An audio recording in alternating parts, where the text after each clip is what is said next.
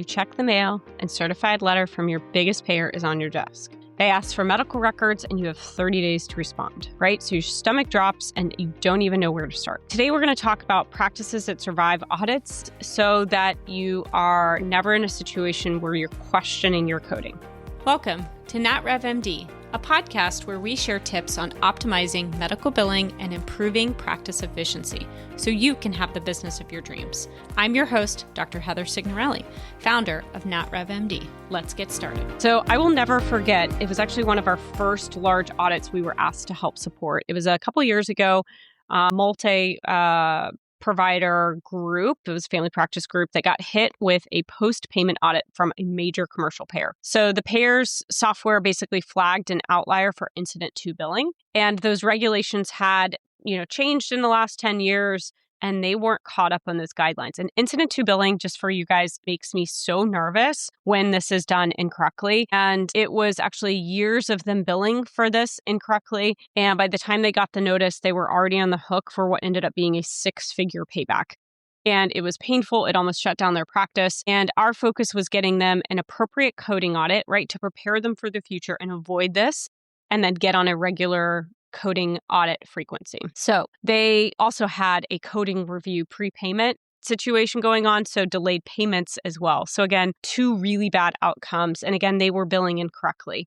So today we're going to talk about audits a little bit and just some things that you guys can do. Again, there are many different, ways to prepare yourself. It's not always going to be perfect, right? You can still get an audit. You can still be in dispute and still have to fight, even if you're coding but we're trying to make this as safe as possible. So first, what audits do private practices actually get? So you guys know I live and breathe in the hospital world. In the laboratory space, right? It's one of the most highly regulated spaces in the hospital. So today, I'm not talking about Joint Commission. I'm not talking about CAP showing up to inspect your lab, though I am happy to talk about those down the line, should that be an interest to you.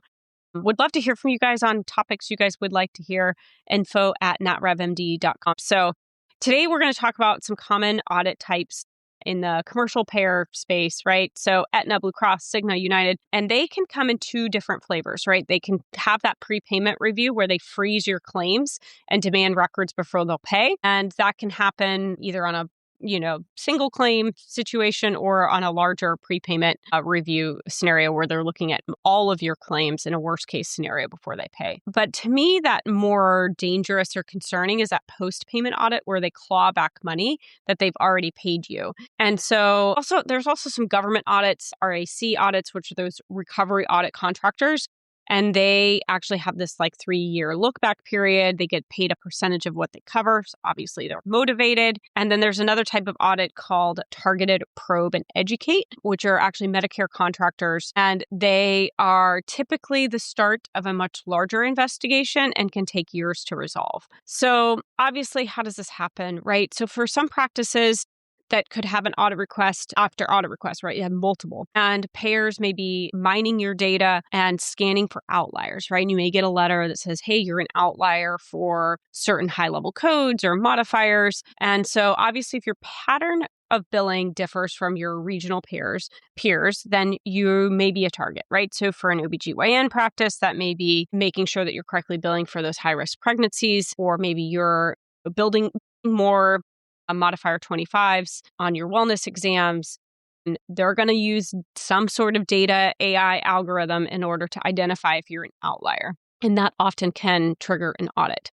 So for an urgent care, for example, you may be billing more level 5 E&M codes than the regional average. And while that may be completely justified, your patient mix may warrant that, it just may put a target on your back. And again, that shouldn't say that you should be downcoding. It just needs to really make sure that your documentation makes it, right? So if you are using more modifier 25s in either scenario, right? So you just want to make sure that you clearly outline, okay, I had a preventative visit, I am addressing an E&M, and that you're documenting the full E&M review in that note so that if you do have medical records that are being requested, that you are able to document appropriateness of using those codes.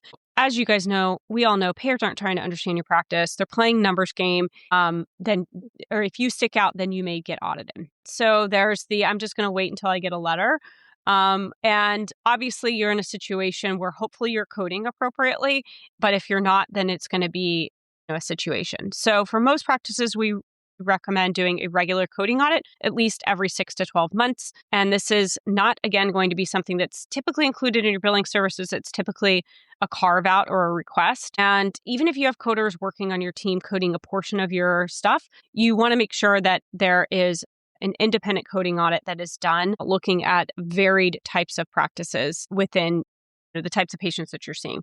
So even if you have coders on, they're not typically reading all of your clinic charts and notes, right? So you could have a coder on your team who is scrubbing a claim, which is very different than leveling an E&M. So what I mean by that is, say you've got a billing team, they're scrubbing your claim, they're checking for missing modifiers. So they're making sure that you don't have any missing modifiers, et cetera. They're likely not looking at the full note and actually coding it from scratch. It's a very different level of coding. That level of coding typically is a cost per hour or cost per chart in order to do that.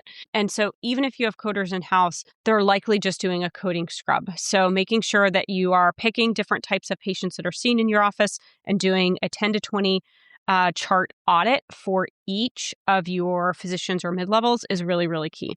So back to our audit, by the time that you get that letter, right, you're scrambling to pull the charts. Maybe it's hundreds of charts, but you're not going to be able to go through and fix all of those, right? It's just too late. So you just have to kind of brace for a potential financial hit. Or, while they're doing the audit, you're doing an independent coding audit. So then you can compare notes and fight it if necessary. But again, it's reactive, it's scrambling, it's stressful, and it's not how you want to be handling this. So what is the solution? Just like in the lab world, the hospital world, it's called continual readiness, right? So you guys know, and that's my world I live in.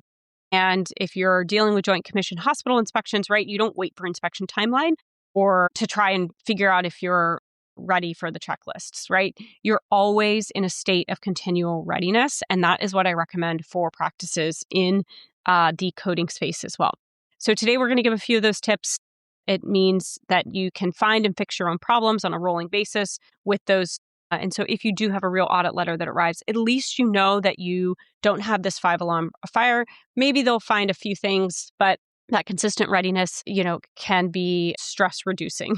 And again, this doesn't mean hiring a team of auditors or buying some expensive software. It is 10 to 20 audits or 10 to 20 charts per physician per mid-level, 6 to 12 months a year. So, all right. So obviously making sure that if you've never had one of these, certainly making sure that you go out and do that. We have some amazing coders who are available to do that, who can also sit with you and educate as part of that coding audit. So again, every 6 to 12 months, 10 to 20 charts per provider. Again, this should be, somebody who's independent from doing the coding actions in your practice. We have it as a separate individual who does just these, and she educates. She's incredible. All right. So obviously this audit is going to cost you, some money, but again, it could save you tens or hundreds of thousands of dollars to avoid any sort of payback. All right. So action number 2. So once you've done the audit, right, you've identified key things. Next is really understanding and training your staff. So do you have issues with documentation? Do you have certain individuals who are late on signing out their charts or don't sign them out at all, and you're still billing for those, which is a big no-no?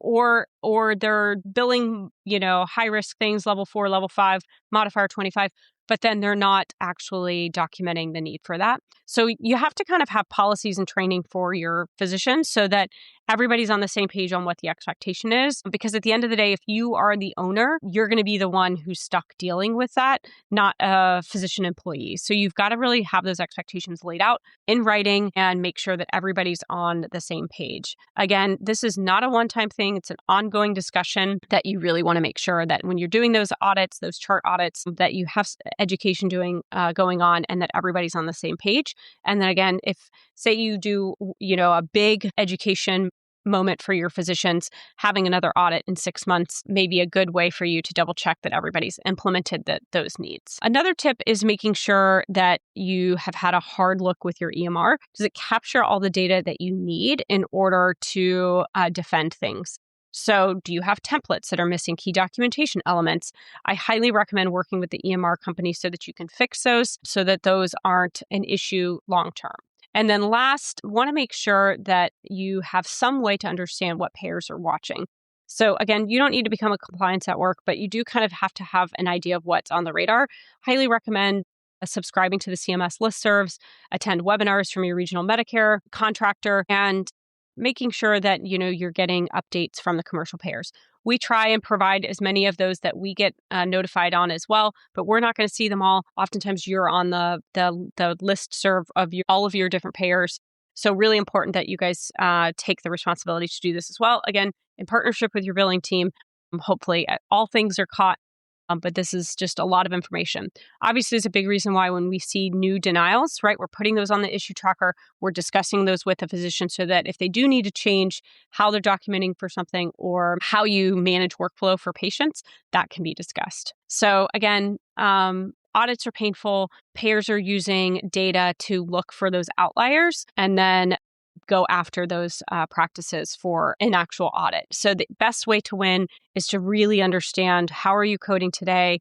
Do you need to retrain anybody in your office? And setting that process up again on once or twice a year. All right. So hopefully this episode was helpful. Would love for you to share it with a colleague or a friend. And again, we have a couple different resources. If you head on over to notrevmd.com, we have a book, a billing course that is free at this time.